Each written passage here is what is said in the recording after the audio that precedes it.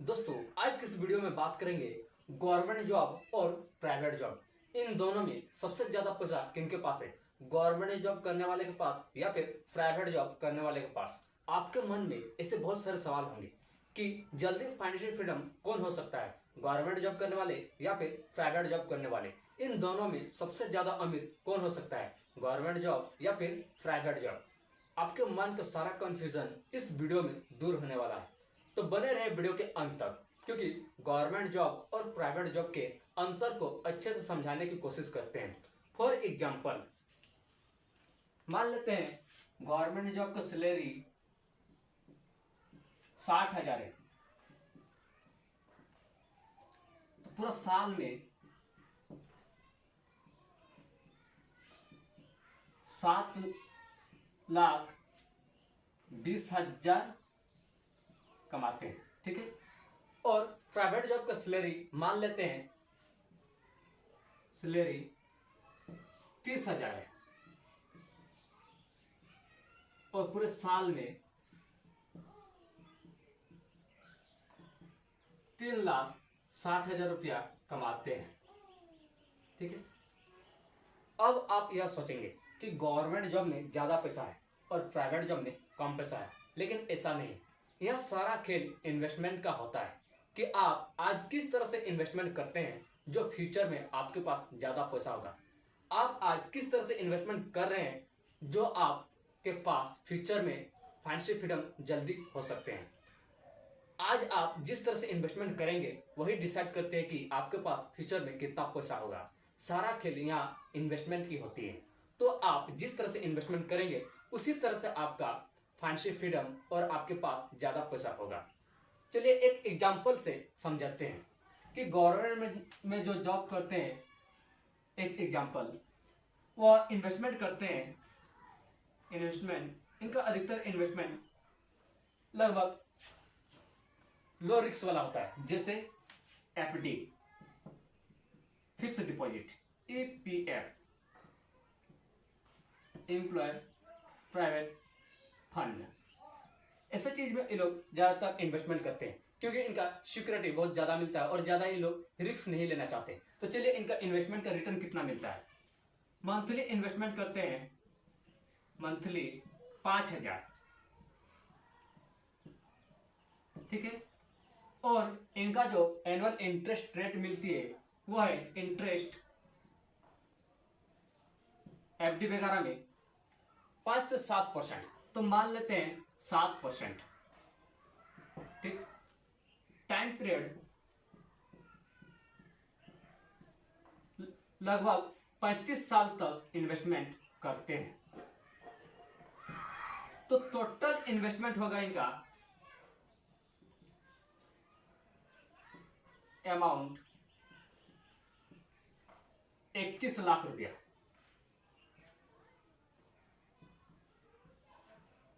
ठीक है। Annual interest इनको मिलेगा 35 साल बाद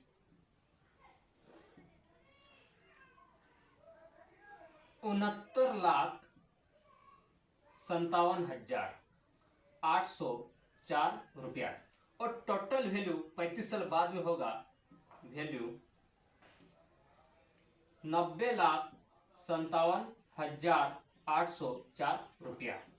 देखिए, ये इन्वेस्टमेंट किए थे एफडी वगैरह में जिसका एनुअल इंटरेस्ट 7% मिलता है, तो इसका टोटल वैल्यू, टोटल रिटर्न 90,57,804 रुपया बनता है।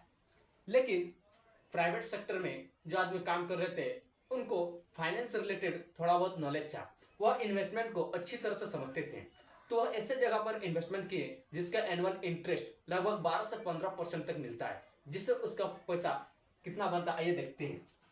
वह इन्वेस्टमेंट करते हैं ऐसे जगह में जिसका एनुअल इंटरेस्ट लगभग 12 से 15% तक आसानी से मिल जाता है, ठीक है। तो मान लेते हैं वह एसआईपी में इन्वेस्टमेंट करते हैं, सिस्टमैटिक इन्वेस्टमेंट प्लान।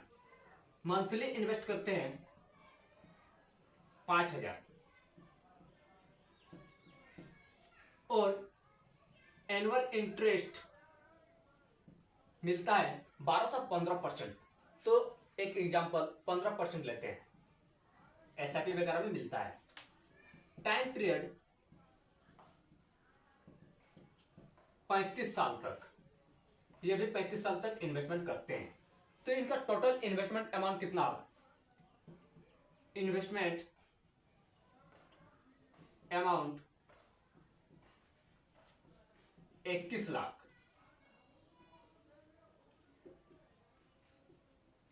और इनका जो एनुअल इंटरेस्ट रेट रिटर्न मिला वो है, देखिए, इंटरेस्ट 21,03,225 रुपया।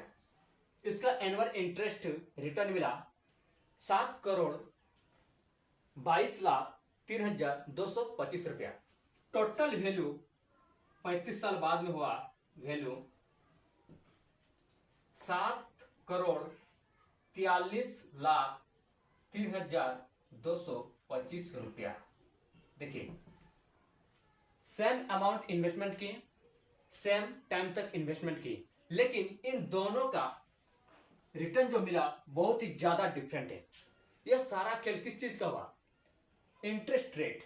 इसमें जो इंटरेस्ट मिल रही थी एफडी वगैरह में, वह लगभग 7% मिलता है।